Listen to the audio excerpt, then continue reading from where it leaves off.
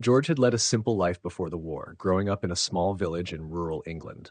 He had spent his days working on his family's farm, surrounded by the beauty of the countryside and the love of his parents. But when World War I erupted, George felt a sense of duty calling him to join the fight for his country. Joining the British Army, George found himself thrust into the chaos of the Western Front, where he was assigned the daunting task of manning a machine gun. At first, the brutality of war seemed distant to George, but as he witnessed the carnage firsthand, something inside him began to change. Day after day, George watched as wave after wave of enemy soldiers charged across no man's land, only to be cut down by his machine gun fire. The sounds of battle filled his ears, and the constant fear of death hung heavy in the air.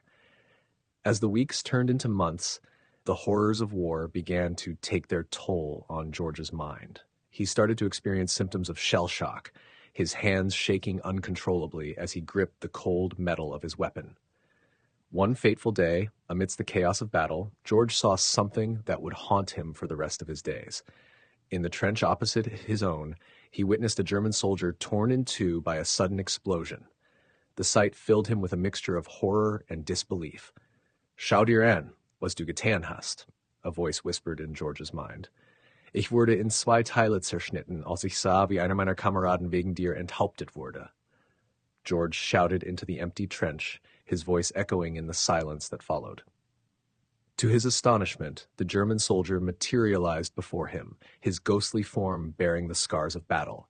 George's heart raced as he stared into the soldier's eyes, filled with accusation and sorrow. With a start, George snapped back to reality, his eyes wide with fear and confusion. Without a word, he turned away from the machine gun, his expression blank and empty. He walked to the trench ladder, his footsteps heavy with resignation. As he climbed the ladder and exposed himself to the enemy's gunfire, George felt a strange sense of calm wash over him. The German soldier's words echoed in his mind as he embraced the inevitable fate that awaited him. And so, George's life ended on the battlefield, a casualty of the senseless violence and unforgiving brutality of war. But in his final moments, he found a twisted kind of peace, knowing that he could no longer bear the weight of the atrocities he had witnessed and committed. Meanwhile, back home, George's family received sporadic updates about his well-being. His younger brother, Thomas, idolized George and eagerly awaited his return, dreaming of the tales he would tell of his adventures on the front lines. However, as the months stretched into years, hope dwindled. The news of George's death devastated his family, leaving them with a void that could never be filled. Thomas, burdened with the responsibility of carrying on the family legacy, struggled to cope with the loss of his brother. But amidst the pain, he found strength in his memories of George, vowing to honor his brother's sacrifice by living a life of purpose and meaning. In the years that followed, Thomas carried on the family farm, working tirelessly to keep their land thriving. He often found himself lost in thought, reflecting on the lessons George had taught him and the values he had instilled. Though George was gone, his spirit lived on in the hearts of those who loved him.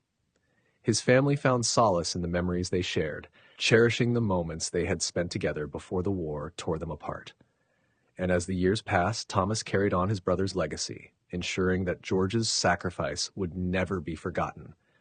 He found comfort in knowing that George's spirit would always be with him, guiding him through life's trials and tribulations.